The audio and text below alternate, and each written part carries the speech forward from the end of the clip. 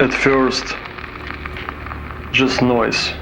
Chaotic crackles, meaningless fragments of speech, brief bursts of sound. But somewhere within all that chaos, a single word always appears.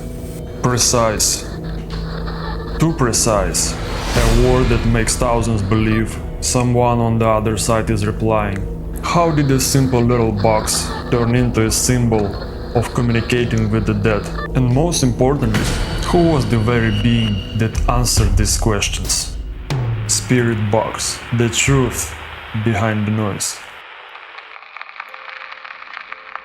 Spirit boxes are used all over the world, and very often people hear frightening answers that match their questions with alarming accuracy. But here's the mystery. No one really knows who or what is behind these voices. Some say it's the spirits. Others think it's something far stranger, something we can't understand yet. And every time someone asks a question, the response comes, almost as if someone is listening, watching, and choosing their words carefully. No matter where you are, a quiet room, a dark attic, or even alone at night, the answers can come. And the strangest part? Different people, different places, but the words often feel connected, as if part of a single, hidden conversation spanning the globe. It's a puzzle that has fascinated, terrified, and obsessed countless seekers for decades.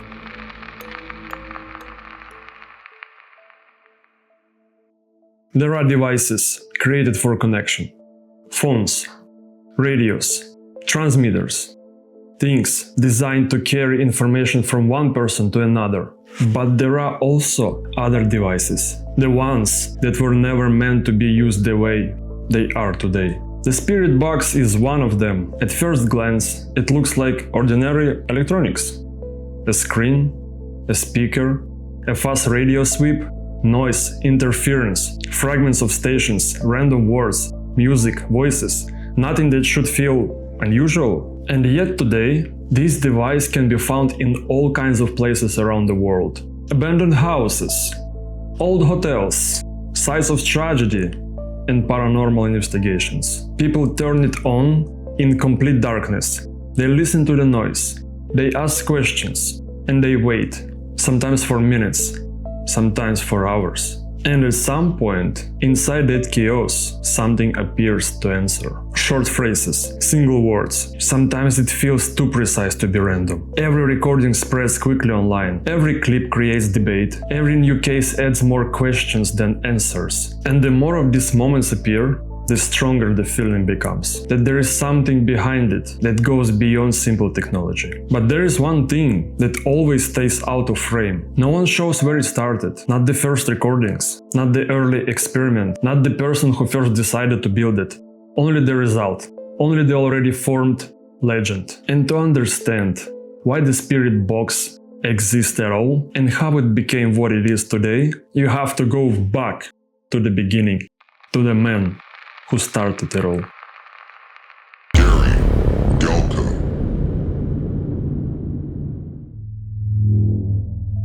Gary Galka was not some lifelong mystic or TV psychic. He was an engineer by trade, and by all accounts, just a deeply driven person. From the information publicly available, Gary had a small family, his wife and 2 children. But the thing that would eventually make him known in paranormal circles came from personal tragedy.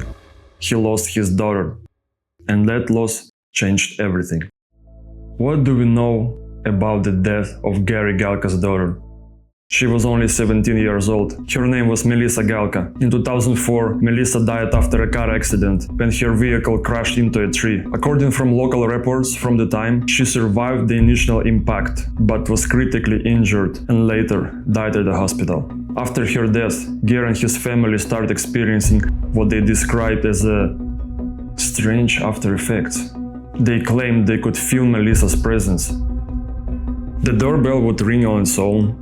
TV channels would suddenly change. Lights and electronics would turn on and off without any explanation. In interviews, Gary even said he sometimes felt as she was sitting down on the edge of his bed. And after that, Gary began experimenting with devices they could, in his words, capture something from the other side. Not for fame, not for television, just a father trying to hear his daughter's voice one more time. He created the first spirit box, the SB7, later came the SB11. Each new version was faster, cleaner, more refined. The paranormal community quickly embraced them as a gold standard. People believed these little devices were not just scanning radio frequencies. They were creating a real connection to the spirit world. Boom, boom, boom, boom. So why did people believe in them? Because sometimes, out of chaos of radio static, a word would suddenly appear. To a skeptic, it's a coincidence. To someone searching for the contact with the other side, it feels like a miracle. Gary never claimed he was speaking to the dead. He built devices, technical instruments. But the emotion behind them and the tragedy that pushed him towards those experiments made people believe and listen and wait for a response. To understand what a spirit box really is, you first have to strip away all the paranormal mythology, because technically it's not a device for talking to spirits at all. At its core, it's just a radio scanner, a small box that does one simple thing. It rapidly sweeps through radio frequencies, thousands of radio stations every second. Across those frequencies, there is music, commercials, random conversations, and a massive layer of raw static between stations. And here's where it gets interesting. A random fragment of a song, someone's voice, or just interference that feels like an answer. From a technical standpoint, there is nothing supernatural happening, but in paranormal television, moments like this became pure gold. When a host asks a question and suddenly a single word comes through the static, even by accident, it hits harder than any special effect ever could. And that's how an ordinary radio scanner became one of the most famous tools for communicating with the dead, simply because sometimes random chaos sounds a little too convincing. Buggins. If the spirit box had once been known only inside small paranormal circles, everything changed when Zach Bagans entered the picture, the face of Ghost Adventures, the man who turned this device into cultural icon. His method was simple and incredibly effective for television. Ask a question, listen to the static, wait for a word, and suddenly a random fragment buried in radio noise feels like a direct response? No. For cameras? Perfect. For viewers? Pure magic. Zach's hands holding the device, flickering lights, tense reactions, on-screen words flash briefly. Yes, go, live. And this is where things get even more interesting. Memes.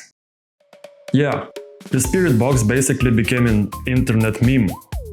Zach asks a question, the device spits out something feels like connected, and suddenly it feels weirdly convincing. People make compilations of it, people joke about it online, but at the same time, people keep watching. Because even if it's coincidence, in the moment on camera it feels real. Every random word sounds like something or someone is listening from the other side. Zach Bagans took a device built by engineer experimenting with radio frequencies and transformed it into a paranormal celebrity. Now even people who have never cared about the ghosts instantly recognize it. And that's the paradox. A machine operating entirely on radio waves becomes in people's minds a tool for talking to the dead. And finally, let's break down the technical truth. Where do these so-called responses actually come from? The main source is radio stations.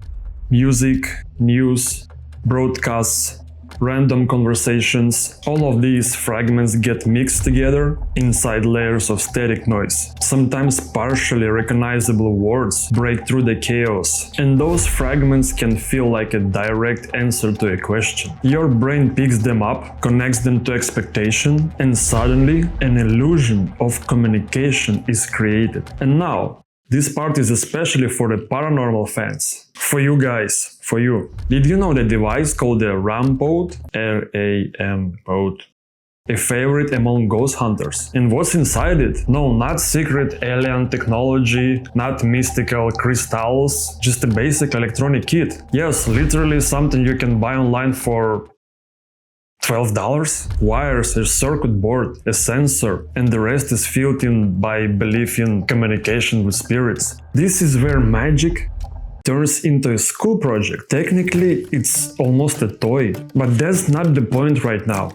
Although the principle is simple, sometimes a word even seems to match the question perfectly, and that's when the brain basically claps its hands. It's just a coincidence between radio signals, noise and human perception. So when you hear a response through a spirit box, remember, the real sources are radio stations, music, news, and your own brain constantly searching for meaning in almost random noise.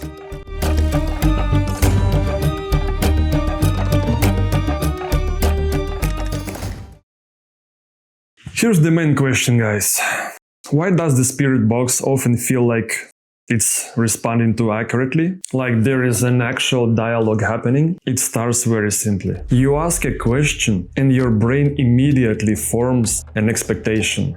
For example, what is your name? And in that moment, your mind is already scanning the noise for anything that resembles the name. So if, at that moment, even a fragment slips through Mel, Matt, Liz, any broken syllable that sounds close, boom, your brain instantly connects the dots. Oh, that's an answer! Even though, in reality, it's just a coincidence. But the coincidence that perfectly fits your expectation. Now imagine what happens in paranormal show. They film hours of scanning, hours of asking questions, and out of hundreds of meaningless fragments, noise, filler, static, they pull out the one moment that sounds relevant. Of course, it will feel perfectly aligned, because we only see the hits and none of the misses. And that's how the illusion of dialogue is created. It's really more like a conversation with your own expectations. If we sum up everything what we covered today, a spirit box is an atmospheric tool. It creates mood, adds a sense of mystery, makes your heart beat a little bit faster, I would say, but it is not an evidence of an afterlife. Gary Galka gave this device its beginning. He built it with his own pain, his own story, his own hope. You could say he gave form to something deeply personal. And the Zach Bagans turned into a legend. He transformed radio noise into drama, emotion, and the show watched by millions. And everything else is done by our own minds. The spirit box remains interesting, even mysterious, but the mystery itself, it's largely created by us. Just one question remains. Is the spirit box just chaos of radio waves, or is there still something more breaking through the noise? We've looked at the facts, the psychology and technology, and logic points in one direction. But you know, with the paranormal world, it's always like this. The closer you get to the truth, the more it seems to slip away.